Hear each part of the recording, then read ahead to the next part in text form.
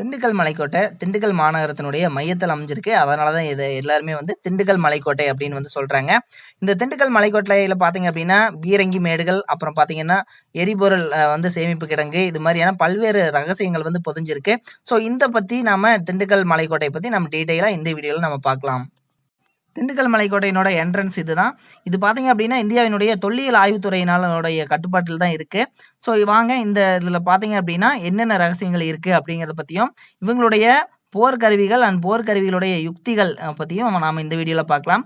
இது இப்போ பார்த்தீங்க அப்படின்னா மலையினுடைய மேலே வந்து ஏறிட்டு இருக்கோம். ஸோ இதுதான் வந்து ஸ்டார்டிங் ஸ்டேஜ்.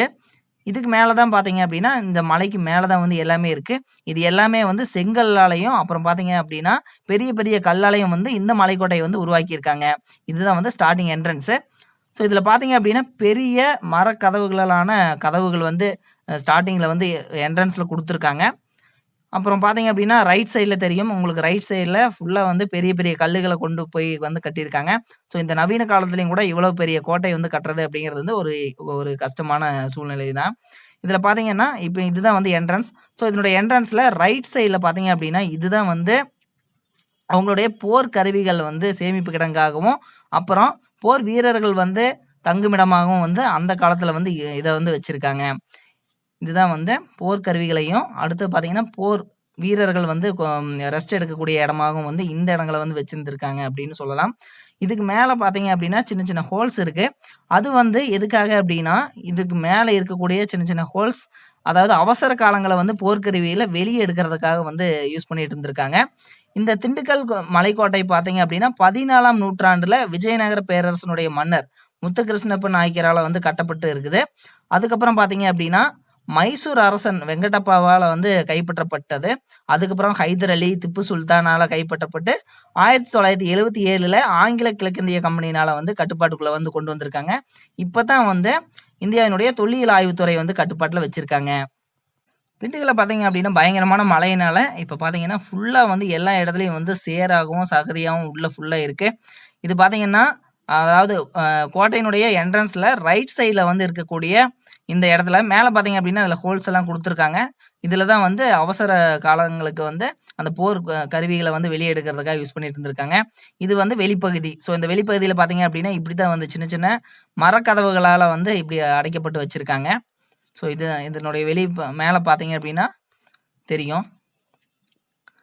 இதில் அடுத்ததாக பார்த்தீங்க அப்படின்னா இதுக்கு இந்த சைடு, அதாவது லெஃப்ட் சைடில் பார்த்தீங்கன்னா இந்த கோட்டையினுடைய மதில் சுவர்கள் வந்து பெரிய அளவில் வந்து எழுப்பப்பட்டிருக்குது.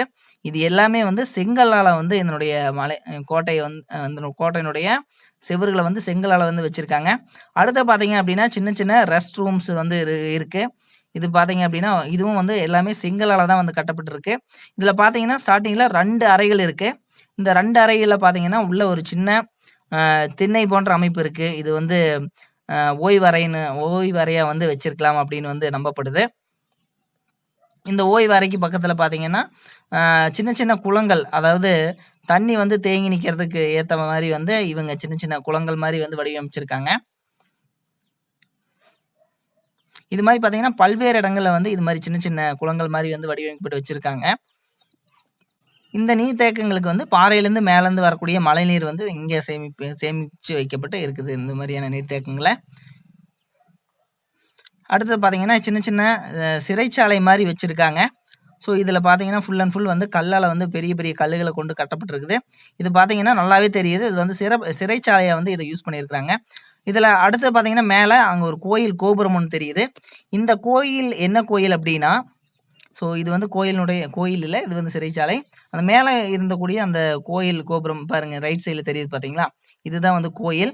இந்த கோயில் என்ன கோயில் அப்படின்னா ராஜராஜேஸ்வரி கோயில்.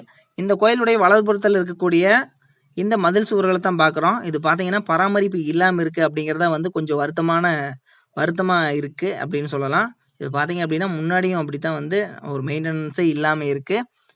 இப்போ வந்து கோயிலுக்குள்ளே வந்து நம்ம போகலாம். ஸோ இதுதான் வந்து என்ட்ரன்ஸில் பார்த்தீங்க அப்படின்னா இரும்பு கதவுகளால் வந்து கட்டியிருக்காங்க. கிபி 13ஆம் நூற்றாண்டில் மதுரையை ஆண்ட மன்னன் முதலாம் சடைவர்மன் குலசேகர பாண்டியனால் வந்து இந்த கோயில் வந்து கட்டியிருக்காங்க. கிபி 13ஆம் நூற்றாண்டில் வந்து கட்டியிருக்காங்க அப்படிங்கிறத வந்து இதனுடைய தனிச்சிறப்பாக வந்து பார்க்கப்படுது. இதில் பார்த்தீங்க அப்படின்னா இந்த கோயிலுடைய இதுதான் வந்து கருவறைன்னு சொல்லலாம். ஸோ இதுக்கு வலதுபுறத்துல தான் இப்ப போறோம். இதுல பார்த்தீங்கன்னா, ஃபுல் அண்ட் ஃபுல் எல்லாமே வந்து தூண்களால தான் வந்து கட்டியிருக்காங்க. இந்த தூண்கள் எல்லாமே மிகப்பெரிய பாறைகள கொண்டு வடிவமைக்கப்பட்டிருக்கு. ஸோ இதுல பார்த்தீங்க அப்டின்னா, சிற்பக்கலைகள் வந்து நல்லா வந்து தெரியுது. இதுதான் வந்து கோயில் கோபுரம். இப்ப இந்த கோயில் கோபுரம் வந்து கோயில் கோபுரத்துக்கு பின்னாடி தான் வந்து நாம போயிட்டுருக்கோம். ஸோ இதுல பார்த்தீங்கன்னாவே தெரியுது. பராமரிப்பு இல்ல அப்படிங்கிறது தான் வந்து கொஞ்சம் வருத்தமா இருக்கு அப்படின்னு கூட சொல்லலாம். ஸோ அந்த கோயில் வந்து முறையா பராமரிக்கப்பட்டுச்சு அப்படின்னா, வேற லெவல்ல தான் இருக்கும் அப்படின்னு சொல்லலாம். பாருங்க இது வந்து 13ஆம் நூற்றாண்டுல கட்டப்பட்ட ஒரு கோயில் வந்து இன்னும் வந்து இந்த அளவுக்கு ஸ்ட்ராங்கா இவ்வளவு சூப்பரா வந்து கட்டியிருக்காங்க. இவங்களுடைய சிற்பக்கலைக்கு வந்து ஒரு சல்யூட்டே சொல்லலாம். இப்ப வந்து கோயிலுக்கு வெளிய வந்துட்டோம். இங்கிருந்து பார்த்தோம் அப்படின்னா, மொத்த திண்டுக்கல் சிட்டியும் வந்து அப்படியே தெரியுது அப்படின்னு சொல்லலாம். ஸோ இது பார்த்தீங்க அப்படின்னா, உங்களுக்கு மொபைல் வியூ இதுவே வந்து ஃபோன்ல பார்த்தீங்க அப்படின்னா நல்லாருக்கும். அடுத்து வந்து நம்ம முக்கியமா பீரங்கி மேடுக்கு போயிட்டுருக்கோம். ஸோ இந்த பீரங்கி மேட்ல பார்த்தீங்க அப்படின்னா, இதுதான் வந்து பீரங்கி மேடு. இந்த பீரங்கி மேட்ல அதாவது செங்கலால வந்து கட்டியிருக்காங்க. ஸோ இந்த பீரங்கி மேட்ல தான் வந்து இவங்க போர் கருவிகள வந்து கையாண்டு போர் வந்து தொடுத்திருக்காங்க அப்படின்னு சொல்லலாம். இந்த பீரங்கி மேட்ல பார்த்தீங்கன்னா, இதுதான் வந்து பீரங்கி. ஸோ இது பாருங்க. எவ்வளோ டன் வரும் அப்படின்னலாம் வந்து தெரியல. மிகப்பெரிய அளவுல இருக்கு. இது பார்த்தீங்கன்னா, ஒரு 10 பேர் சேர்ந்து தள்ளுனோம் அப்படின்னாலும் வந்து லைட்டா அசைக்கத்தான் முடியுமே தவிர, ரொம்ப பயங்கரமான வெயிட்ல இருக்கு. இதுல வந்து உள்ள குண்டு இல்ல.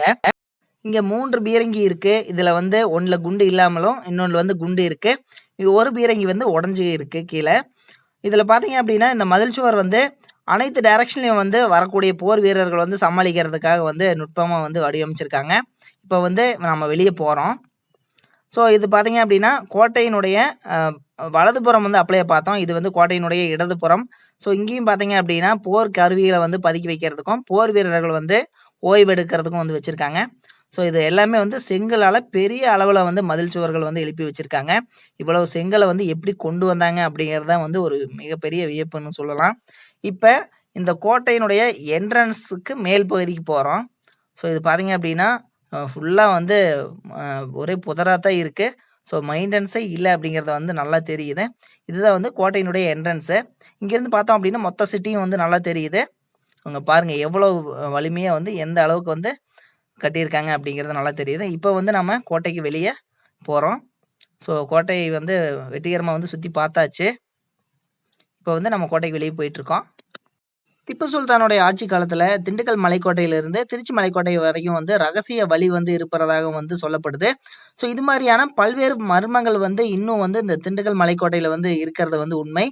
நீங்க வந்தீங்க அப்படின்னா, திண்டுக்கல் வந்தீங்க அப்படின்னா, திண்டுக்கல்ல இருக்கக்கூடிய ஸ்பெஷல் தலப்பாக்கட்டி பிரியாணி மட்டும் பார்க்காம, நீங்க இந்த கிபி 14ஆம் நூற்றாண்டுல கட்டப்பட்ட இந்த மலைக்கோட்டைய வந்து தவறாம வந்து நீங்களும் வந்து விசிட் பண்ணுங்க. முத்துகிருஷ்ணப்ப நாயக்கர், மைசூர் அரசன், ஹைதர் அலி, திப்பு சுல்தான், ஆங்கிலேயர்கள் இவங்களால வந்து கைப்பற்றப்பட்டு கொண்டாடப்பட்ட இந்த மலைக்கோட்டையை வந்து நீங்களும் வந்து விசிட் பண்ணுங்க. தேங்க்யூ.